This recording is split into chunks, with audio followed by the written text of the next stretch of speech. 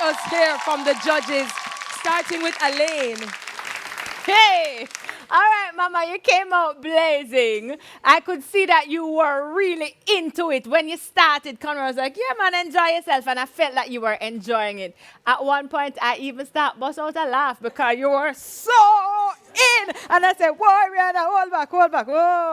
Rein it in a little bit. So that's what I felt. I felt like after a while, I don't know if it seemed more like theater than really enjoying the performance. But you sounded good. There were some little funny growl that never needed to be there. But overall, this was your best performance, I feel, for the whole time because I felt that you enjoyed yourself and you sounded good and you looked great.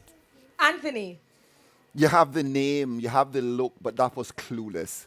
You were strutting up and down the place. You had really no grasp of Disco Inferno, the song, 70s disco hit.